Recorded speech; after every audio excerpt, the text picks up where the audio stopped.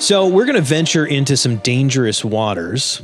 I know everybody is really sick of politics at this point, so we want to make a point that we're not trying to be political. That's not the point. But this past election season, we had folks like RFK Jr.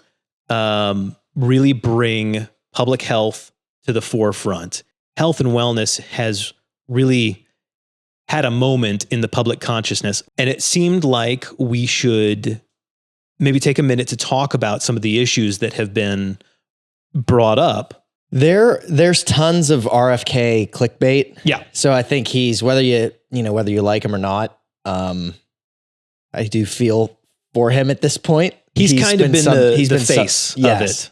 Yes. And I mean, you could argue that he's just completely brought that upon himself, just given some past stances and, maybe doubling down on certain things. And then the biggest things he's talked about that we've talked about in the past recently are things like chemicals on food and ultra processed food. He talked a lot about, gym memberships and things like that. What jumped out at you when you started hearing that burbling coming up? So there was one clip of RFK from one of these roundtable sort of discussions around various non-communicable diseases. And the short clip, again, admittedly taking this out of context, but this is what had at least sparked some of our conversation. He said, we could purchase organic food for every American, 3 meals a day, free gym memberships for every American. And so he said this in the context of the rise in the obesity epidemic, in the context of the different anti-obesity medications that are being used.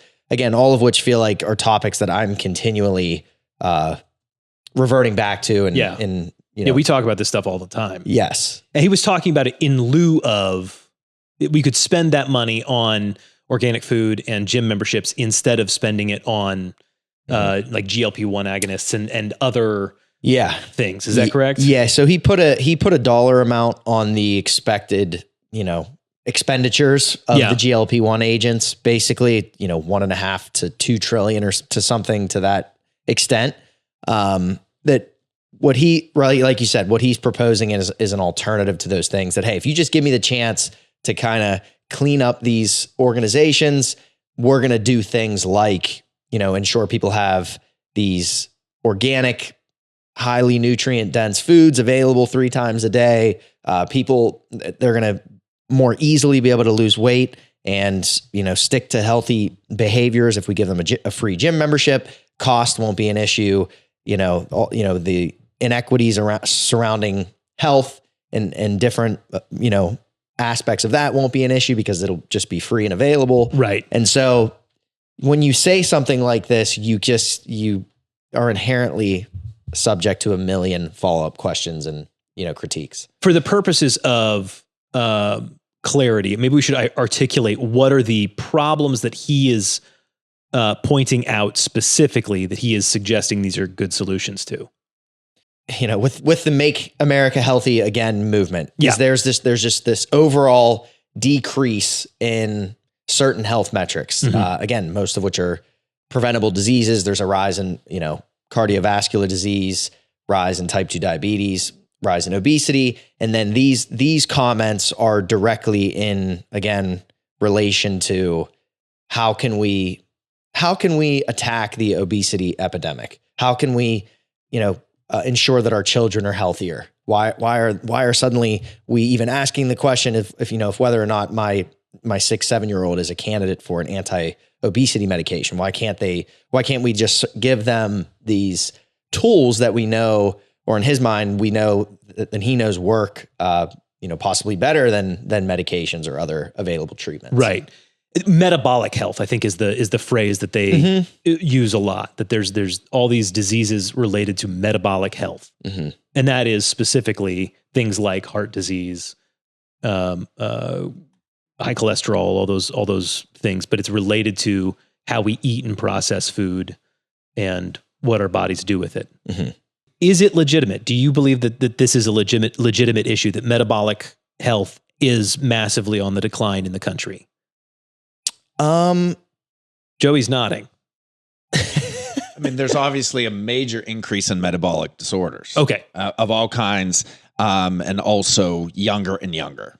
I think that's a critical thing too, is that we're seeing it, in earlier and earlier ages. So it seems like he has, maybe not him, but a problem has been identified, that there is an issue with metabolic health in the country. So then the question becomes, okay, what do we do about it? And that's where there's plenty of room for debate and argument. Yeah, I mean, just the classic 1960, 13% of Americans were obese, and now 40% of Americans are obese. More than 70% are obese or overweight. 1/4 of teenagers fall under pre-diabetic. So, I mean, I think just out in the most just blanket statements, we do have certainly a problem. Yeah. As a country, it seems like things have not been moving in the right direction for a while now. Mm-hmm. Mm-hmm. And this is probably one of those issues that, in the same way that we didn't get here overnight, we're not going to get out of it overnight either. It's going to take some time. And so to Joey's point, if you've listened to, if you contextualize a little bit of what RFK has said, there are other clips of him saying, hey, if you have the chronic disease of obesity, look, it's not your fault. It's because of all these things that have gotten worse and worse over time with the environment, with what we're putting in our food, with the pesticides that are present in different farming practices, no lower access to organic foods because of costs, all these different things. Right. He's put it forth as, hey, this isn't your fault. You've been told that you are having trouble maintaining a healthy weight because it's a lack of willpower. It's a lack of, pull yourself up by the bootstraps. You need to take responsibility and fix this yourself. This is largely preventable. What have you been doing that has gotten you to this point? And so that's what I think one of the points that I find fascinating is that on one hand, I think that's a good message. Hey, you've been for a long time. I think most people can agree that health issues related to lifestyle factors were, a moral failure. This is your fault. This is a shortcoming that you could have stopped. So for him to continue to echo that message in 2024, that there are more factors other than just what you are doing, is reassuring and can definitely help people begin to make changes. But on the flip side, when he says things like, we can control this if we just simply change the foods you have access to and give you a free gym membership. Well, no, I think that there's clearly a misunderstanding of what the chronic disease of obesity, the chronic progressive disease of obesity really is. And again, this is a theme that we continue to talk about time and time again. Right. And it's interesting how he I think loses his message, as he says more. I was going to say more. What do you mean by that? So it's further creates this divide between how we unpack this problem. For him, it's like, you go one way or the other. Right. You go one way or the other. I could fix this problem if I could just take control of the top level of what foods are available, how we farm, and how cheap gym memberships are, basically. Instead of saying, you know what, there are multiple levers to pull there. Maybe there are some policy changes that we can unpack and incentivize people to use gyms and incentivize, community involvement around physical activity. And sure, there are plenty of initiatives that have come and gone around physical activity. So that's ultimately the point. Do you think that just giving free gym memberships is really going to move the needle? It's got to be a combination of those things. Ozempic, Wegovy, the anti-obesity medications that have had unprecedented success are, whether he likes it or not, are going to have to be a part of the conversation. He can still have it his way. He can still certainly try to pull some of those larger levers, but again, you're fundamentally misunderstanding what the individual experiences with chronic obesity by saying that lifestyle would have worked just as well as your stupid medication. Let me try and steelman his argument, or Joe, you help me out here.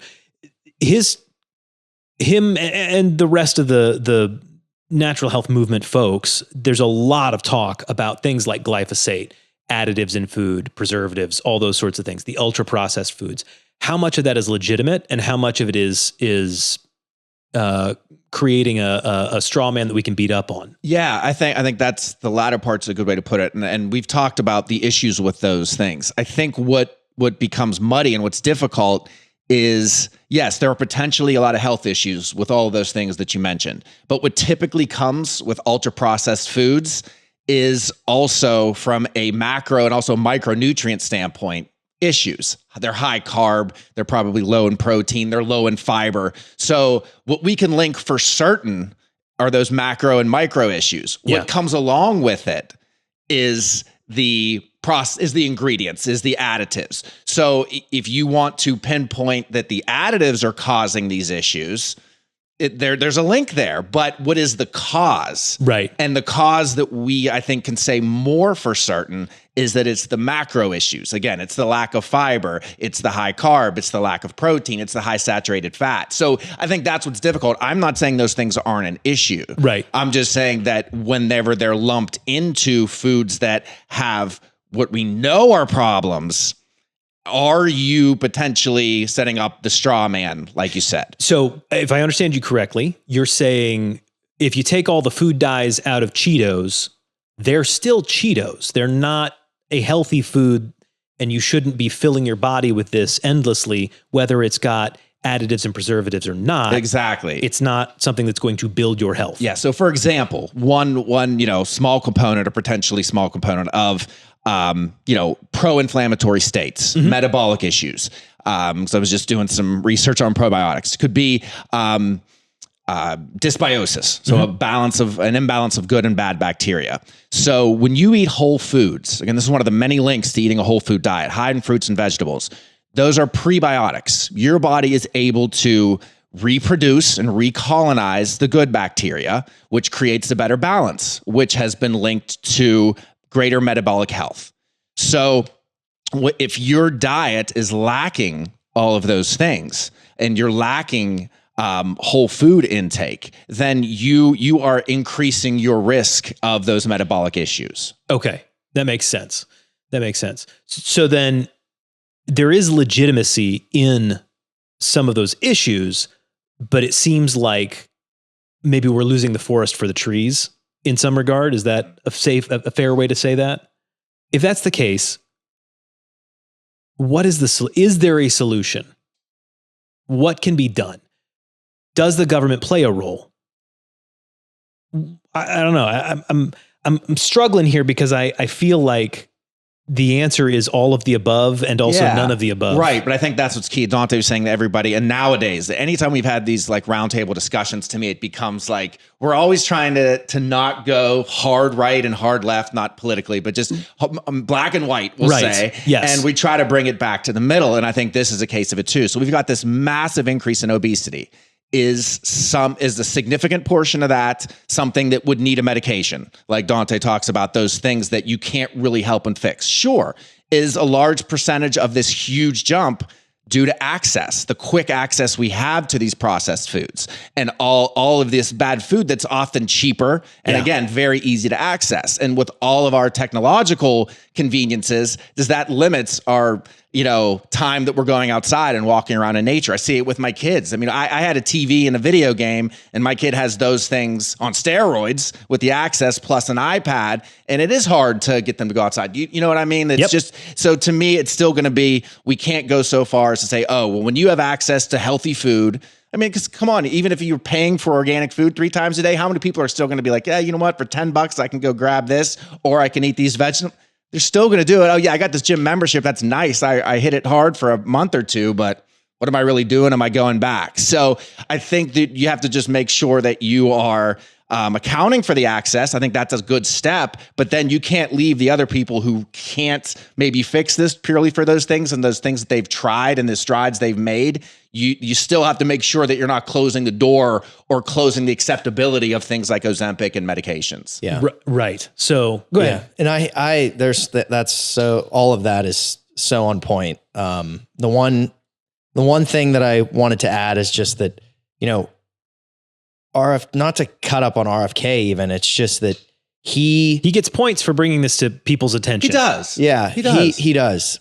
But even with the gym access sentiment, it's still like well, hey, this worked for me, so this has got to work for everybody. You know what I'm saying? Like it's just well, hey, I the organic foods and just all I did was start going to the gym, so it's got to just we can extrapolate that out to the population at large. And I think that theme has been recurrent over time that I just have trouble with. And then also, in directly looking at some of the other points, if he mentions gym memberships, free gym memberships in the context of obesity, it's not that exercise isn't beneficial, that it has no role in losing weight. But again, this is another theme and another oversimplification of how this whole thing works. You don't just lose weight and keep the weight off by starting to exercise. We know that the calories that you burn while exercising, the compensation, the way that energy expenditure works, it's way more complicated than let's just increase the amount of calories everybody are burning. Everybody needs to walk more, bike more, run more, and that's going to solve the issue. There's a whole other side of that question or of equation that is solved by things like the anti-obesity medications that we have up until this point have never been able to solve. Meaningful weight loss, in a clinical setting is 5% or more. If you look at any interventional study, looking at exercise, lifestyle, all of those factors, you are hard pressed to see a consistent showing of 5% or more greater weight loss in that setting. Yeah. So it's not an either or kind of thing. It's lifestyle behavior interventions at the baseline of no matter what medication you use or no matter what surgery you get or no matter whatever you do at the very foundational level, those, the behavioral changes and such that we always talk about, they're always there. It's just that there's this whole other side. Yeah. So you're not saying, so to bring clarity, you're not saying don't do those things. Mm-hmm. The lifestyle interventions, the exercise, that is critical. And we should all be doing more of that. Mm-hmm. But that is not the complete picture. And to act as if that is something that will solve the problem for everyone is narrow-minded. Sure.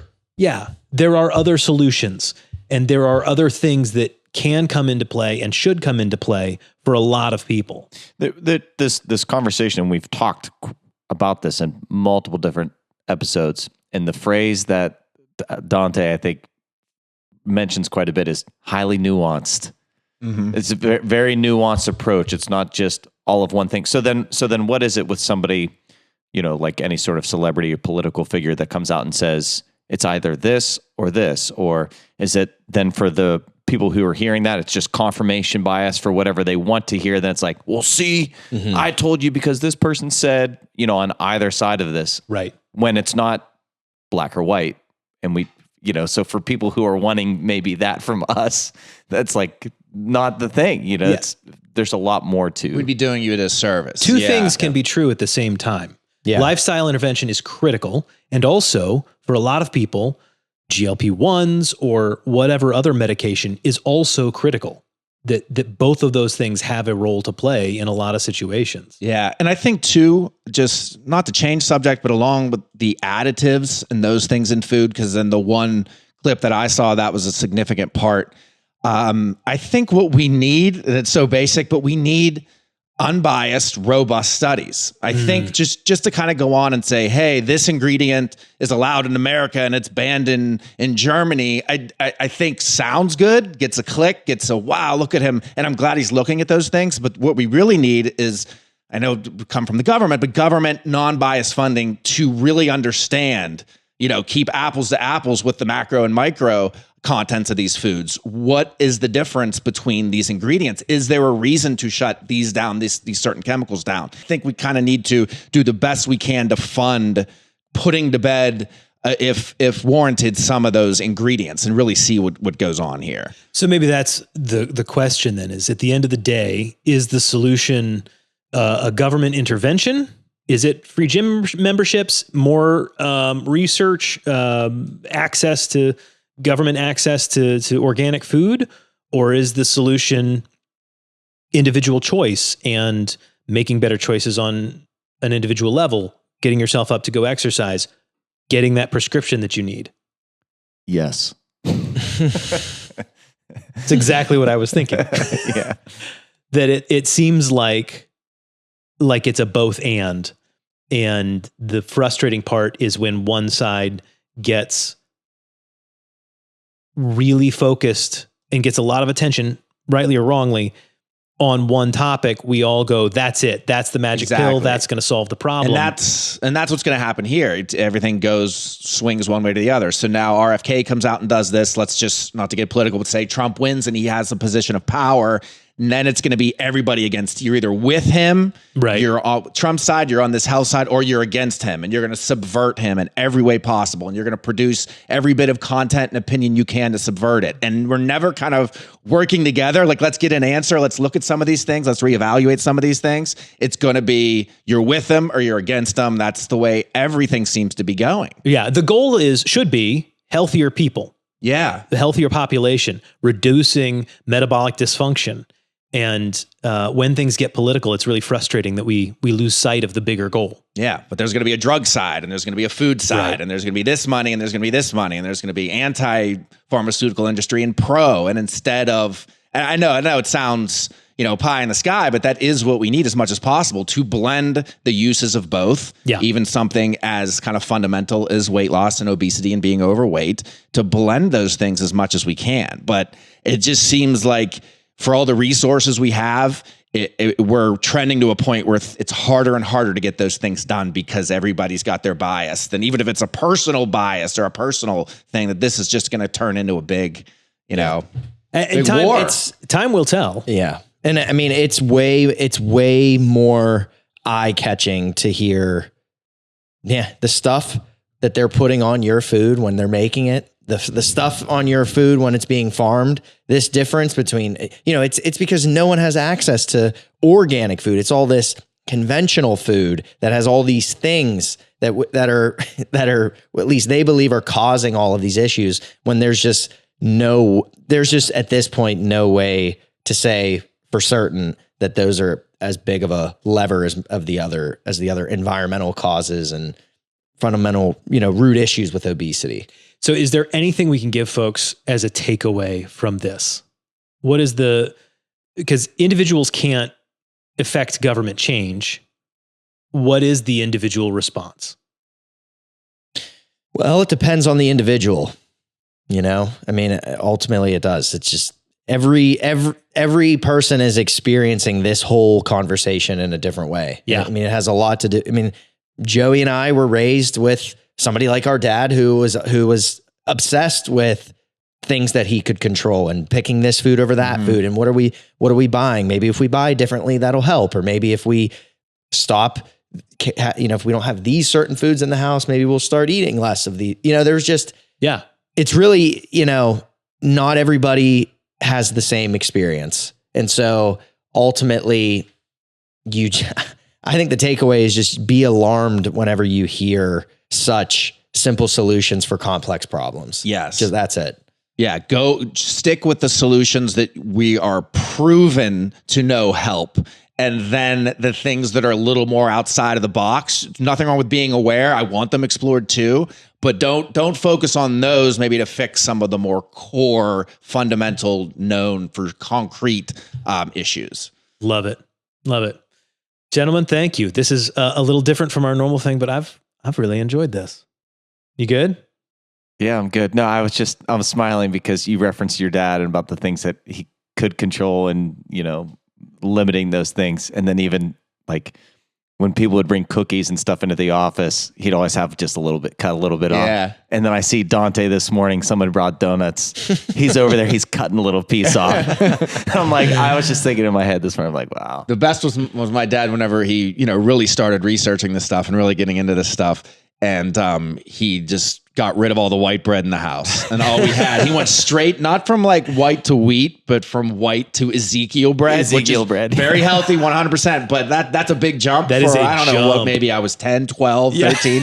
And I was like, I'm not eating this toast. I'm not, so there's a balance in all of those things. Sure. Even in how my dad approached it, how I approach it with my kids. And, a lot of those things, I am fortunate enough to be able to purchase some of those, even if they're processed. I'm still aiming for me a little higher quality of a processed food. Not everybody has the knowledge to do that, to be able to do that, the time and the finances to be able to do those things. Mm-hmm. So I don't think there's anything wrong with some government help in that way. The specifics of which I'm not here to tell you I can solve, but it would be remiss to not mention that the access, even just the ability that Dante and I had to navigate eating healthy because of what our parents presented to us versus what a lot of kids do not have. They do not only not have the access to the healthy food, but they have tons of access to the unhealthy food. It's difficult. And then when some of those metabolic issues start unraveling, then to kind of get them back on track, it's very difficult. So I'm all for looking at this in a different way. And I hope that that's what comes out of this and not just a big fight over. Yeah. Again, anybody that's bringing the metabolic issues of the country to the forefront and bringing it into the conversation, let's do that. That's a good thing. Now let's find some solutions. Mm-hmm.